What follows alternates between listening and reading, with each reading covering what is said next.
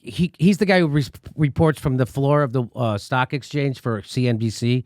So this was the guy who was you don't need to remember, but in 2008, when they were coming up with a plan to bail out the banks and save people's houses, one of the plans was that they would actually, people who are at risk of being foreclosed on, we would help them not lose their house.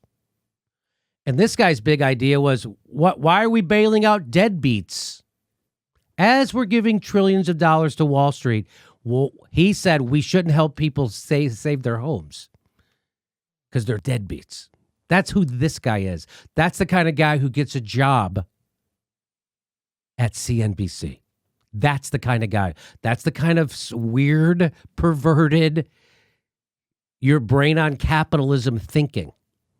That's who this guy is. And you want to see your brain on capitalism when it comes to the coronavirus? Because the coronavirus is going to cause economic upheaval. And that, that's the worst. That's a fate worse than death. Rick Santelli. So economic upheaval is the fate. If someone's going to lose money, we better fucking do something. And if some people have to die, then they got to die. You think I'm kidding? Watch this. Think about how the world would be if you tried to quarantine everybody because of the generic type flu. Now, I'm not saying this is the generic type flu, but maybe we'd be just better. Yeah, that's a bad comparison, Rick. You know why? Why there's a pandemic is because the regular flu doesn't kill people like the coronavirus does. The coronavirus kills people at 20 times the rate of the regular flu. 20 times the rate of the regular flu. That's why it's serious, you tool. But watch what he says. Watch this. Think about how the world would be if you tried to quarantine everybody because of the generic type flu. Now, I'm not saying this is the generic type flu, but maybe we'd be just better off if we gave it to everybody. And then in a month it would be over, because the mortality rate of this probably isn't going to be any different if we did it that way than the long-term picture. But the difference is we're wreaking havoc on global and domestic economy. So do you realize what he just said? Oh, my God. Let's kill a bunch of people because the economy. Let's give it to, let's not try to stop it. Let's not try to contain it until we come up with a vaccine. Because that's bad for this guy's stocks. What we should do is give it to everybody, kill a bunch of people, millions and millions of people, so then the economy comes back. And that, as this woman says, that is your brain on capitalism. Mm-hmm. That's like when Larry Kudlow said after the tsunami in Japan that, the loss of life is bad, but the bad thing is the economic. Do you remember that? Yeah.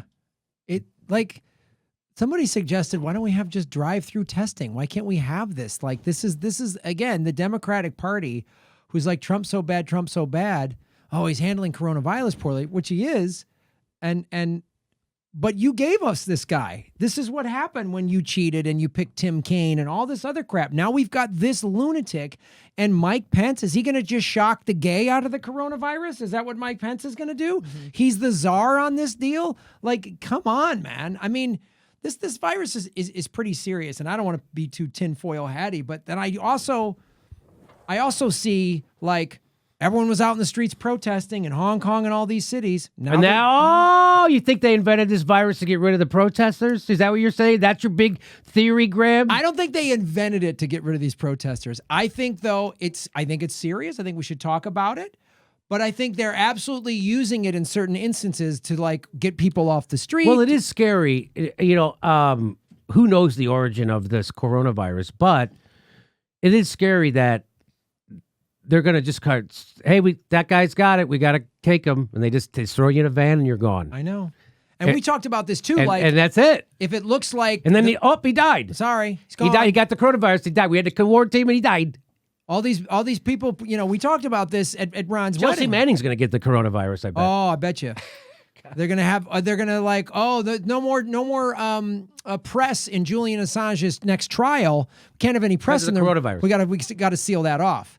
And like it looks like there's a bunch of Bernie delegates who are going to maybe storm the Oh. convention. I bet you there's an outbreak in Milwaukee a week before We it got to happens. shut down the convention. So, sorry, no convention. And then we guys. got to have a broker convention behind closed doors. We'll figure it out. Don't We'll worry. film it, maybe. Maybe, but not with the virus. No, not with the virus.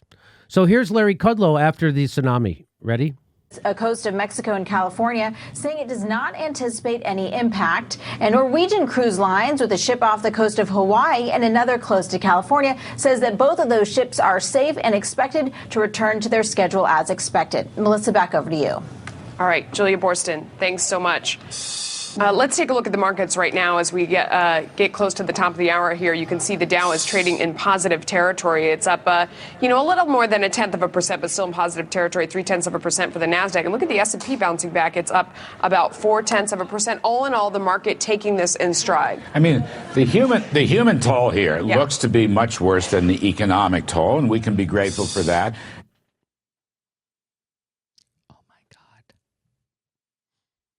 Oh my God. And the human toll is a tragedy. We know that. But these markets are, all these markets, right? Stocks, commodities, oil, gold. There is no major breakout or breakdown. Is the traders told? And so it's okay. Oh, good. He said that. Where's that? That's CNBC. Where's Can you play that again? Where's Oh. this guy? This guy's at CNBC.